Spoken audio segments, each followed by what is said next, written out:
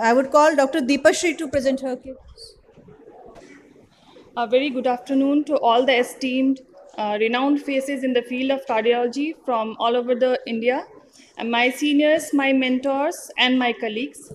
I'm really honored to be on this stage in front of my mentors, all the senior doctors present here. Today, I shall be discussing about very basic eco-based presentation, which is mainly focused for the beginners, for the fellows who are present here. Just a learning case because it may be familiar for many of you, but it was a learning case for me as I go for routine bedside echo in our hospital. So, to start with, I'll be sharing few interesting cases which I encountered during my bedside echo routine in my hospital.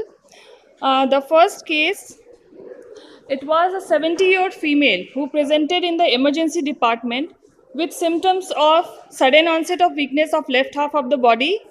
The past history was not very significant. She had no history of hypertension, diabetes, or any chronic illness. On general examination, the vitals were normal, the pulse rate was normal, blood pressure, saturation, everything was normal. So urgent investigations were done, like the NCCT head and MRI was done, which was suggestive of acute to subacute ischemic infarct with small chronic small vessel ischemic changes. An urgent ECG was done, which showed atrial fibrillation. I was called for urgent 2D echo, which demonstrated the evidence of rheumatic heart disease. There was severe calcific mitral stenosis. The valve area was around 0.8 to 1 centimeter square. There was mild mitral regurgitation, mild to moderate AR. Ejection fraction was mildly reduced. It was around 40 to 45. LA was dilated, and there was mild pH. One surprising thing which came into my notice was for the first time I encountered this type of image. This was the echocardiography, this was the plaques view, in which I could appreciate a large, huge spherical structure bouncing freely in the LA. I'm sorry, the images are not properly captured, but I could appreciate a big globular structure which was bouncing freely in the left atrium with no attachment to any of the LA walls. The patient was shifted immediately to ICU. The patient was started on IV heparin, antiplatelets, and statins. Because of raised intracranial pressure, she was started on IV mannitol, antibiotics, and physiotherapy. So, multiple diagnoses came into my mind that what could be this structure?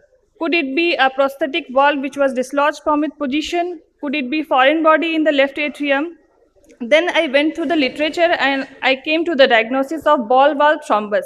This is a rare phenomenon which I had encountered for the first time in my practice. What happens in ball valve thrombus? This is a spherical free floating structure, clot, which is seen in the left atrium with a smooth surface with no attachment to the atrial wall, and the size is larger than the mitral valve orifice area. It is seen mainly in the setting of mitral valve disease, be it native mitral valve disease or prosthetic valve, but the prerequisite is atrial fibrillation. The pathogenesis about it, first there is, because of the atrial fibrillation and the dilated LA, there is formation of thrombus in left atrial appendage, which is attached to the left atrial wall, and on attaining a larger size, it gets detached from the left atrium, and it attains a spherical shape because of the multiple collision with the LA wall and the mitral valve orifice, and the centripetal force due to spinning motion of the thrombus. The consequences which may happen because of that is superficial fragmentation of thrombus, which can lead to the peripheral embolization, myocardial ischemia or infarction, infarction of the brain, viscera or extremities. Or this may lead to the partial or total occlusion of the mitral valve orifice, leading to pulmonary congestion, syncope or sudden death. Ideal management is surgical removal of the thrombus, and anticoagulation is indicated in cases of small size clot, thrombus with low probability of fragmentation or systemic embolization. Unfortunately, because of financial issue, the patient could not go for further investigations, and she took leave against medical advice. The second case is a 83-year-old diabetic female, a diagnosed case of non-Hodgkin's lymphoma, who presented in the emergency with complaints of lower limb swelling for 6 months. She was bedridden and admitted in other hospital for 15 days. She had pain abdomen, decreased appetite, and loose motions for multiple days. She was immediately shifted to ICU. She was started on central line, IV antibiotics, IV fluids, conservative management was started.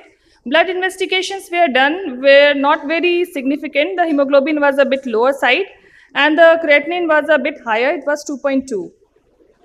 Then I was called for urgent echo. The ECG showed sinus tachycardia. In echocardiography, the significant findings were dilated RA and mildly dilated RB. Ejection fraction was normal. There was moderate mitral regurgitation, mild AR with moderate pH.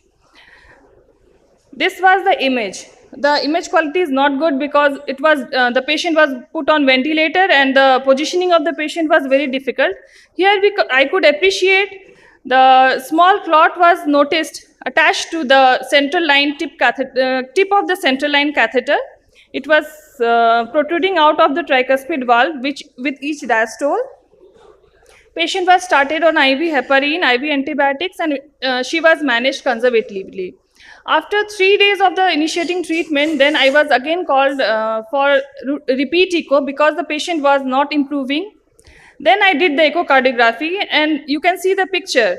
There was there was a bigger clot which was seen in the LA. The image is not coming properly. The clot was seen on both sides of the intraatrial septum. It was attached to the intraatrial septum. Few diagnoses came into my mind, like maybe left atrial myxoma, but simultaneous presence of myxoma on both sides of LA and RA is very rare. And in the setting of previous procoagulant state and the presence of thrombus at the tip of central line was more favorable about the thrombus in both left and right atrium. So I searched the literature and I came to the diagnosis of clot in transit. What is clot in transit? It is a free-floating clot which is partially attached to any structure in the heart, like the walls of the vein, valve, atria, or catheter, or any device. In my case, it was attached to the tip of the central line catheter, which subsequently shifted to the left side of the heart.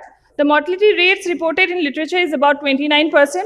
It depends on the size of the clot and the presence or absence of clot in lung. Consequences may be, it may embolize to the pulmonary artery and lead to massive pulmonary embolism. In my case, the patient had bilateral consolidation. The images I could not provide because it was long ago and the patient could not survive later.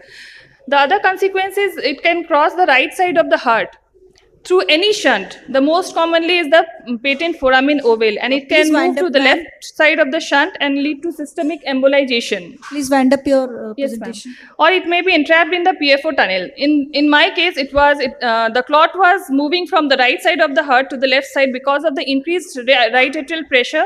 The PFO tunnel flap was opened and the clot moved to the left side of the atrium, leading to that scenario.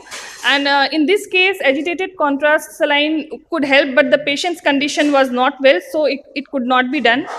And the management of this case is surgical thrombectomy. Percutaneous retrieval technique is not so practiced. Medical management is done in case of hemodynamically unstable patient. Unfortunately, we lost the patient because she had multiple consequences of the embolization. She had brain infarct, then she had DVT, and she had massive pulmonary embolism. So the patient unfortunately could not survive. And so to wind up, I would like to say that echocardiography is a very good tool if we have the proper clinical history, and in view of the proper clinical history, we can diagnose the cases very early, and we can decide the line of management and prognosticate the case. Also, echocardiography is a very important tool. Myself having interest in pediatric echocardiography, it has very important place in pediatric echocardiography as well. Thank you. Very nicely presented, ma'am. Both cases of the thrombus, they highlighted the importance of having a bedside echo in the ICU setting.